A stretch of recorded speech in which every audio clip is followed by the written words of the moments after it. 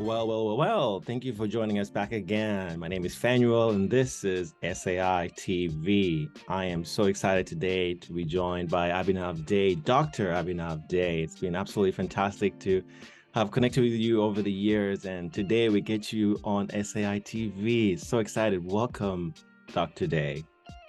Thank you, Dr. Muindi. It's been amazing to have been collaborating with you for so long, and so excited to be here because SAI's initiatives have always impressed me and my team members at STEMPeers, and we are always excited to see what is happening, what's cooking, and support wherever we can. Yeah, and with that, what's cooking? So let's just get right to it. And so for everybody watching, Dr. Dey is the CEO of STEMPeers, and STEMPeers is dedicated to creating a peer-based mentoring and support platform for the STEM workforce of the world. They foster initiatives for members with a wide range of activities in science communication, to career development, to consultancy, to social and for-profit entrepreneurship. Dr. Dey, I want you to give us your personal take on what STEMPeers is. Thank you, Fanuel. I think the STEMPeers is an organization that began with a social media platform. We never envisioned it initially back in July 2015 when we started that we will be like influencing so many people in their career decisions, especially in STEM, because when there is a history behind it. My co-founder Ananda and I, when we moved from India to US to do our postdocs, we were pretty much aware of only just one career track, that is academia. The rest of the postdoctoral training also imbibed the same kind of thought process.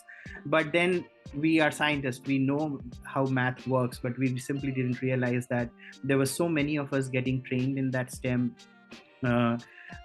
workforce that academia simply did not have enough positions for people to look for an academic job for the rest of their lives. And being not aware was a big handicap, and we realized that we should at least use social media to talk to each other, because once we were in the same campus during our grad school training, you can talk to people. But once you leave that campus and move to a foreign land like United States or Europe or several other places, you hardly get to stay in touch in person. And social media was the only way to stay up to date and tell them what's going on with your family, with your work, and so many other things. So we realized that maybe the social media platform of Facebook would be a good way to get reconnected, figure out what our friends are doing, how are they handling the stresses of career development, and that too in a foreign land, how are they managing lives and assimilating themselves in this new society that they are in, and what are their future plans, how do they plan to solve the problems of their careers. So that is how STEMPeers began during its initial days. Can I share a slide in this meeting? So at the moment, so hold that thought, because I want to take apart the few things that you said there. So at the core, if you were to describe at the core what STEMPeers does, like the core activity, what would that be? So the core activity is mentorship and science communication. These are the two core activities that STEMPeers has evolved to be built upon.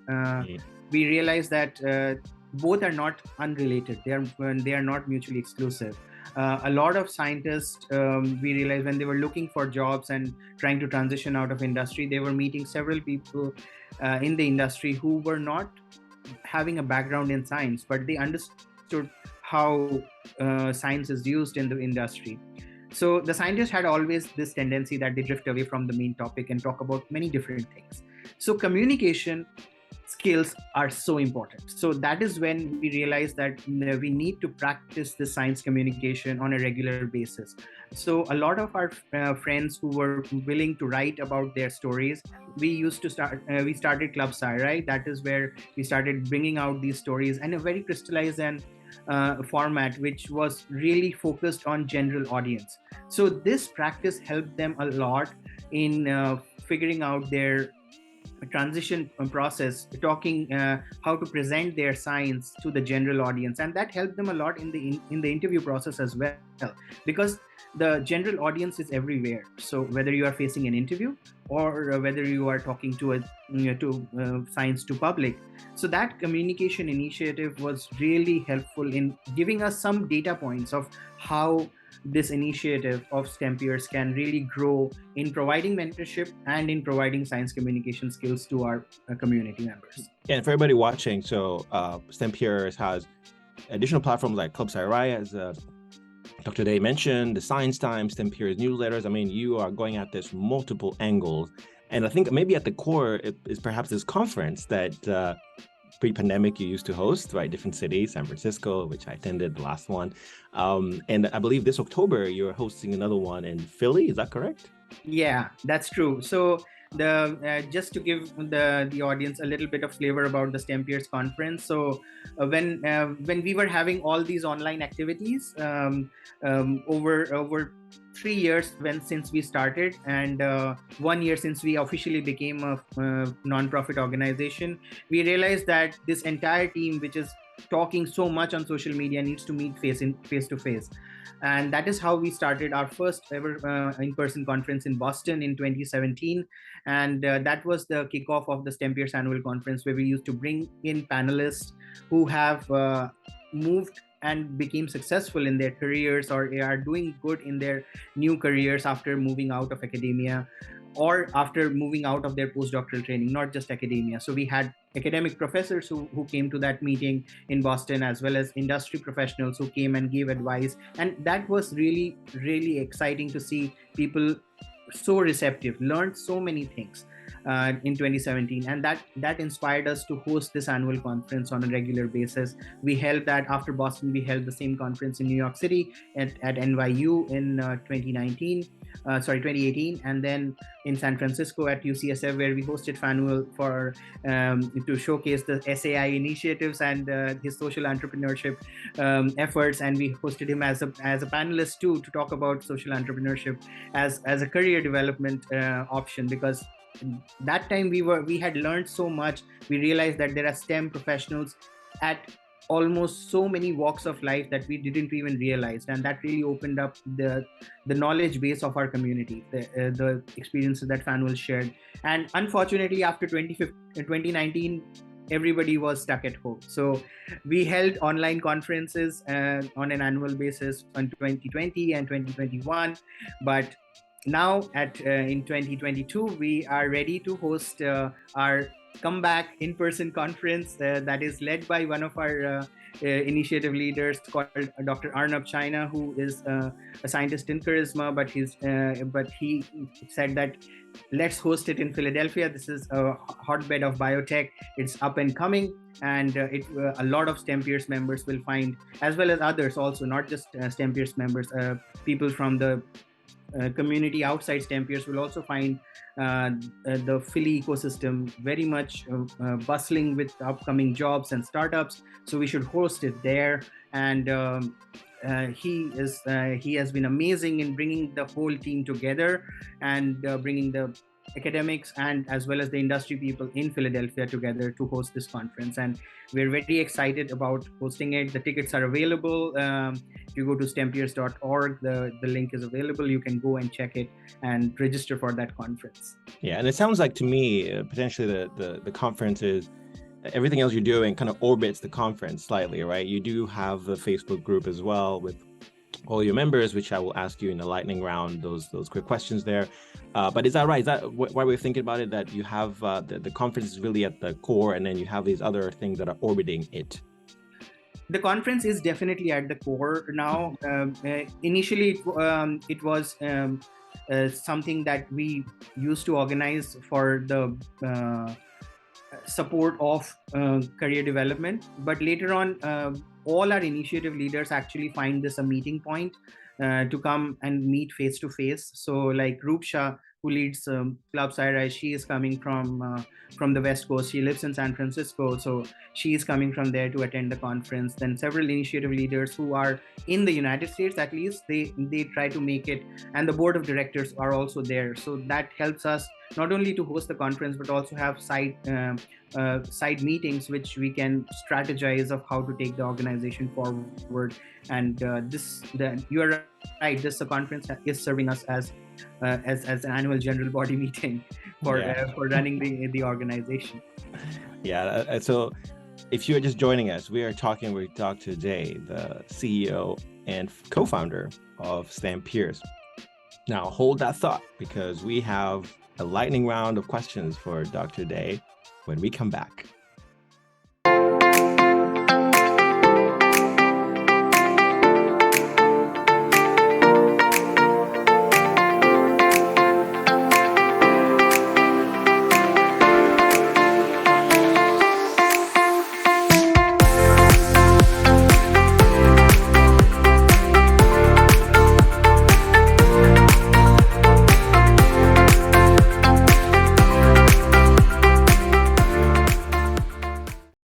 Welcome back to SAITV. I am talking with Dr. Day, the co-founder and CEO of STEMPeers. Now, we've been talking a lot about what STEMPeers, how it came about, what they're doing. Dr. Day, kind of a lightning round questions now. Running an organization is not easy. You're a nonprofit, as you said earlier. What have been some of the challenges that you have experienced as you've run this organization? Yeah, so I think funding is the number one challenge that you always have to face as a person leading the organization. You have to make sure that it is well funded. So we have to figure out ways to keep it funded, and grants are a way to do it, but that simply doesn't work in our setup, because this organization is run by people who are already professionals. They have their day jobs, and writing grants is something that doesn't work out very well for us. We tried, but we didn't get, and I'm honest about it, getting grants is not easy. Our funding mainly comes from the donations we get in our annual fundraiser, and the donations we get as a result of our mentorship program called Gurukul. So those are the two main sources of our organization to generate these funds. And these funds are crucial because none of us get paid to do this, and we use these funds to support gift fellowships to a lot of needy STEM professionals who are, say, for example, this year we gave travel grants to 5 different STEM PhDs and postdocs who were going to attend international conferences. And because of the inflation, even the scientific bodies, like in India, they were giving only a limited amount of funding, and they could not cover the cost of living for even 3 or 4 days in that international destination that they were going to present their work at. So we provided the supplemental funding, which took care of their travel costs, took care of their living and accommodation and food cost at those international conferences. And they were nice enough to acknowledge us in those international meetings. So that gives us a lot of visibility, and that really feeds back into the community, because when they see that the donations they made is actually making an impact on the careers of these STEM professionals, they come back and donate to STEMPeers again when the annual fundraiser starts in October, November. And so you mentioned, actually, this is a good, interesting point. Your organization is global, right? Yeah. So can you tell us about your members? Who are they and where are they in the world? Yes, thanks, Fanuel. This is a very good question. Our members are, the majority of the members are from US. The second highest membership comes from India, because a lot of STEM professionals look forward to STEMPeers to learn the minutiae of immigration. The figuring out, once you are done with your PhD and you have to figure out where do you have to go to for a postdoc, a lot of immigration topics are never discussed in academic training and development, and that is something that STEMPeers provides them, and that is how they first come to know about STEMPeers and join us. And once they ask their questions, they figure out, that's how they move up and also learn about the several other initiatives that STEMPeers does, and that's how they become a part of the community forever. So after India, the third highest membership is from Europe, because as usual, people migrate. STEM professionals are almost everywhere. But yeah, the rest of the world, we have very limited membership from Australia, Africa, and South America. But definitely, we have members there. It's just that's what Facebook tells us. We have never run an official survey of where you are from, but Facebook gives us some analytics of where we can trace that. And how do you think about impact? If I use that word, impact is an overused term, but from your end as an organization, when you go to a funder or you yourselves are thinking about what you're doing, impact, what does that mean for you? Impact is definitely a very broad term. We have made sure that the impact doesn't even only look at the career transitions. Of course, those stories are very attractive to the community members. They see those the struggles that people went through. They write about those struggles and how STEMPeers influenced and helped them navigate those waters of career transition. So that is, career transition stories are the major impact that our community members appreciate and admire. In addition, we realize that our role has to be bigger. We cannot always focus on the community itself. We wanted to increase the impact of this community beyond what we are doing. So that is how we reached out to you to see how we can support your organization to make a difference in the lives of people who are going to be the next generation of STEM, the people who are less seen in the current setup of STEM, but are always going to be, if given the right opportunity, given the right incubation, be the next generation faces of STEM. So that is where we realized we have to expand our outreach. We supported you, your organization, and also your stories that you brought to our STEMPeers 2019 conference really had a strong impact, that where our members are seeing the effect beyond career transitions within our community. And that opened up a lot of doors. We interacted with Science Rehashed from Boston, who said that they are bringing about this science information by translating complicated scientific papers to general audience through YouTube. And that was a very interesting initiative, got a thumbs up from our board members that this is something that we should fund. So we thought that this is a way where we can go out and support members of other community. Then women in science is a very important aspect, where our leadership has a majority of women who are leading these initiatives within our organization itself. But we realized that there are so many unaddressed problems. We sponsored Mothers in Science conference in the middle of the pandemic when they were hosting it, and they got some members of our community went there and attended that, and it was an eye-opener for them. So impact is also on mental health, because we realized that mental health is a very, very important topic that we try to tackle, and we bring in experts. So that is another impact of the funding we receive.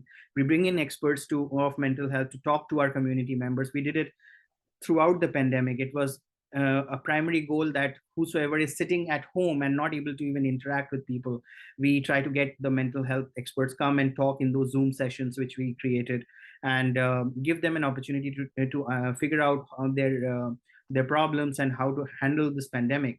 So this is some of the aspects of our organization, where we keep on trying to increase our impact and footprint, and we hope that we can continue this. It's been a tough year. 2022 has been a much more tougher year than the previous years when we have seen the organization grow. In 2022, there was inflation, there was a lot of job loss that happened because of the restructuring in the STEM community, in the STEM careers in industry. So we are navigating those waters. 2022 is not over yet. But yeah, and then you have, of course, from an organizational point of view, you have the potential recession that we keep talking about, right? And that's may happen. And of course, you're thinking about your own constituents, your members, and what they're going to go through. So you have this dual thing. As a CEO, I'm just curious, as an organization, I think about STEMPeers as an organization, you've seen these headwinds that are upcoming. You mentioned funding earlier being a major pain point. How are you thinking about this in the next year?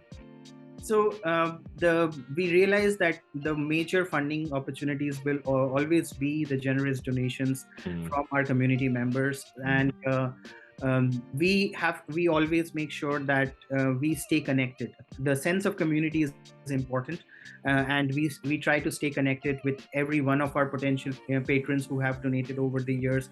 We update them about the progress that we have made on a regular basis through the social media of our Facebook group, as well as we reach out to them with a summary of achievements that we have made. So we look forward to keep doing that. In addition, we are trying to grow our business development wing also, where we try to reach out to advertisers who come and support and advertise their products and talk about their products to this community, which could be relevant to the community members and could also help the advertisers gain a lot of consumer base.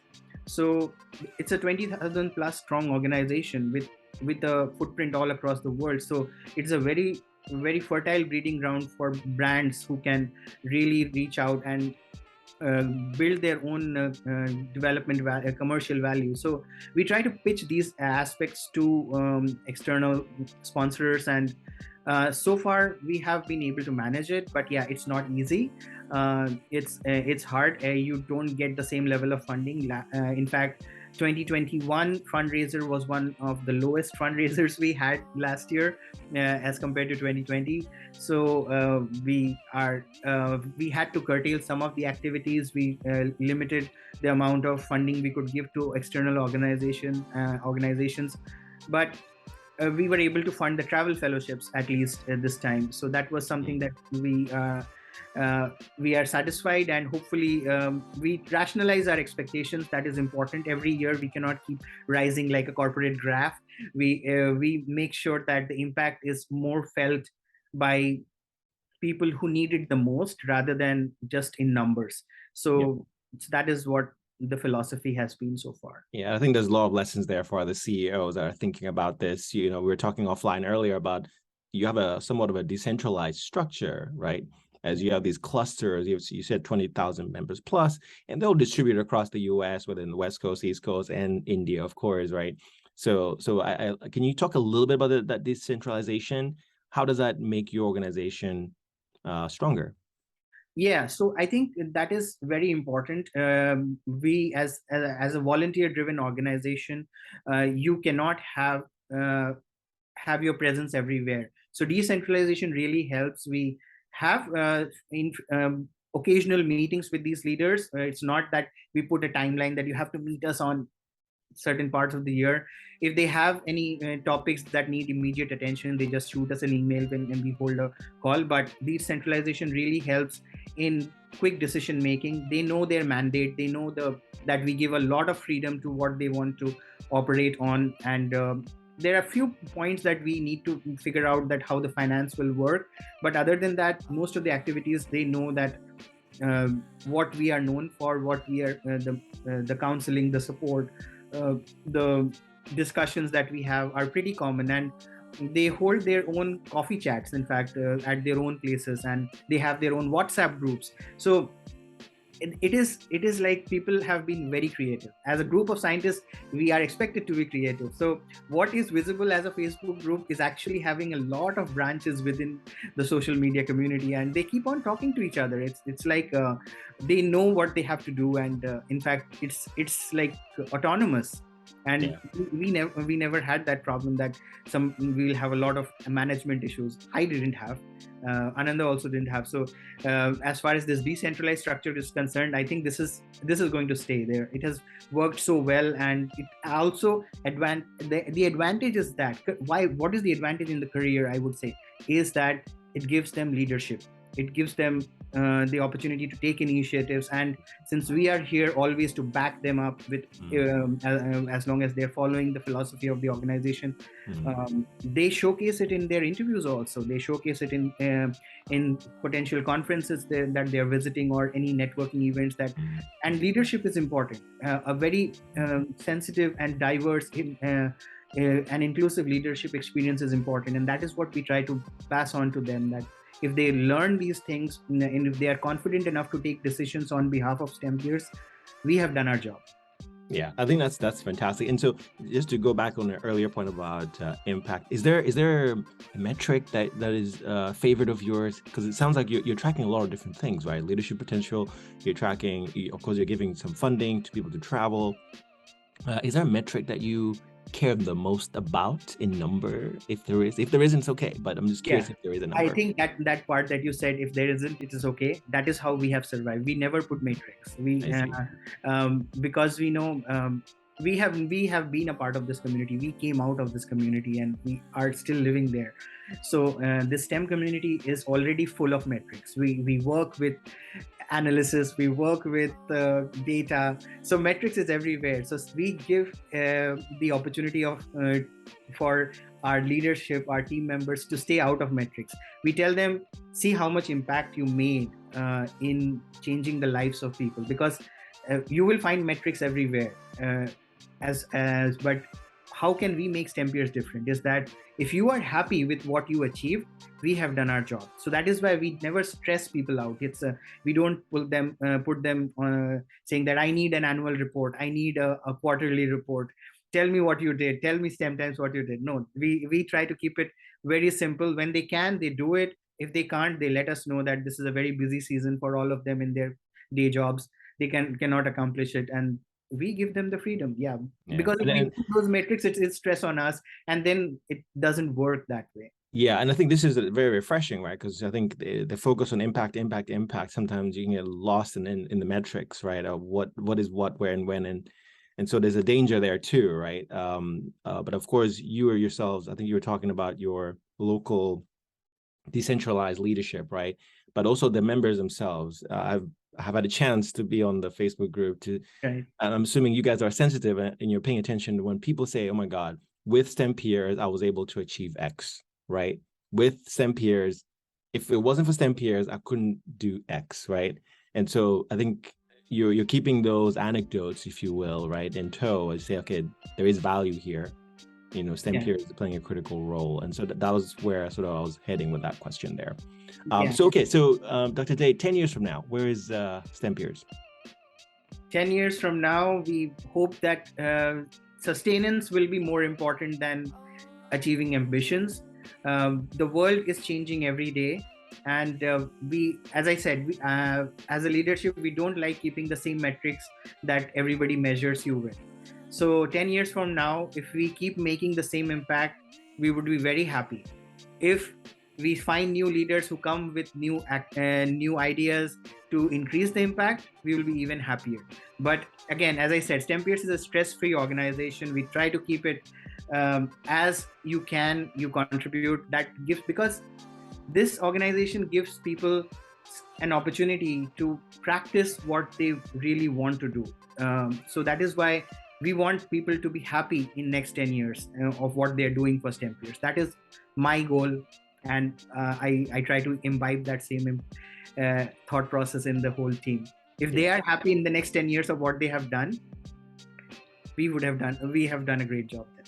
Okay. So that maybe there's like a little metric there one can squeeze out of that.